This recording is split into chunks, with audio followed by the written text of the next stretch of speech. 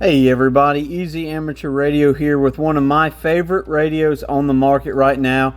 It doesn't have a lot of power, but it packs a pretty good punch because of the size of it. This is the Uniden CMX 760. It is a Uniden Bearcat model, and it's what they're calling their off-road. And the reason I love this radio so much is because it's so small.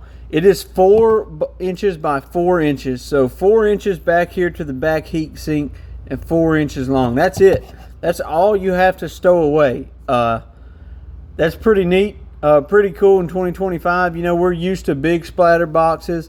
If you like big splatter boxes, there's nothing wrong with that. I am a fan. I run a Galaxy 99 every day in my work truck, but in my personal trucks, I like a little bit smaller, cleaner install. So let's talk about this Uniden CMX 760. Now, you might notice there's no controls on the faceplate, and that's because everything is controlled with this in the microphone. Now, this is my second model of this. I have a 760 in my 3rd gen Dodge 1-ton, and this is going in, hopefully, a new to me 3rd gen Toyota Tacoma. But so I kind of put the cart before the horse, getting the radio I wanted before the truck. I'm still truck shopping, but let's talk about this. So it does take an Ethernet, I guess this would be Cat 5, Cat 6, Cat something. We'll call it an Ethernet cable. It plugs in here. The only thing about this that I don't like is that it plugs in super deep, but so it's hard to kind of unplug it.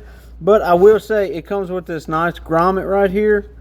You push that in there and it's going to seal it off from dust or anything like that. I'm a big fan of that. We're going to leave that plugged in for right now.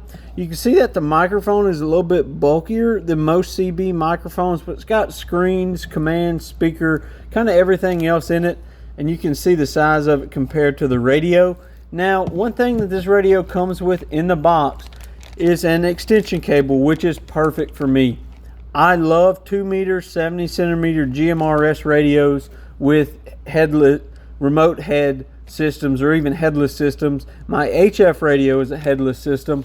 I just access it via computer. I really like the clean install. This is an expansion and an extension cable, which for me is perfect because I'm going to hopefully come into the truck and keep the coax run as short as possible, and go ahead, put the extension and run this somewhere where it's not really in the way. It's a pretty clean install.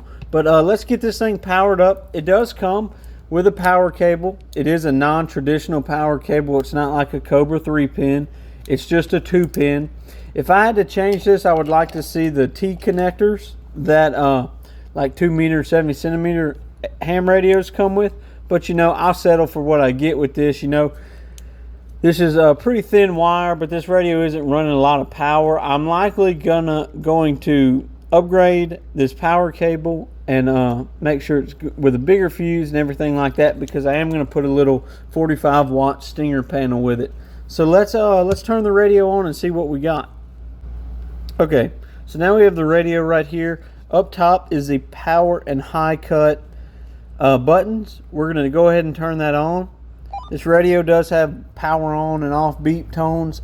I'll cancel that out when I put it in, because I like to have stuff quiet. And for all you screen people out there, we're gonna pull that fresh screen protector off. Now this radio is brand new.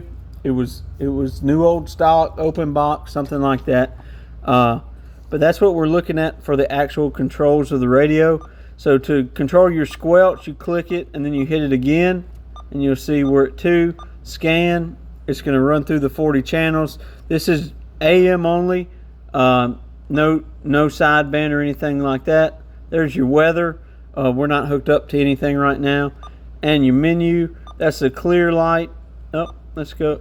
Actually, and so there's key beep. So we want key beep off. And you hit menu again. Roger beep. We don't really need a Roger beep, but I'll turn it on just for the heck of it. All right. Volume. That's good. Battery check. Not really sure what that's about. Haven't ever used it. We'll leave it off. Go back to menu. Clear. This is colors: yellow, cyan, green, purple, red, dark blue, and back to clear. I liked that green for this video, so let's do that. Dimmer, I'm fine with this. Contrast is good. Key beep is good. So that's pretty much the radio and the walkthrough. Super simple. See if we can't get that to go back to 19. Alright, so it does have a channel 9, 19. I really like that about it. You can change the channel and then jump quick back to 19. I usually leave them on 19. And then local 1, local 2, and DX. So this is basically your RF gain. You get 3 steps of it. So local 1 is an attenuator. Local 2 is even bigger attenuator where they pretty much got to be right on top of you for you to hear them. And then DX is pretty much squelch, is pretty much RF gain wide open. I keep mine on local 1. Let's fire up the shop radio. We'll get this connected and see what kind of power it does right out the box. Right, so what you see in front of you is the power meter. We are on the 100-watt scale, so it's going to be this middle scale right here. Probably going to swing about 4 to 6 watts, somewhere in there. The audio you're about to hear is on the shop radio. Let's see how it sounds. Hello 1 2 3. Hello 1 2 3. Audio check. Audio check. Audio check. 1 2 3. Sorry about that squealing, and you hear the little Roger beep back there. Just a little close to the shop radio, even with everything turned down.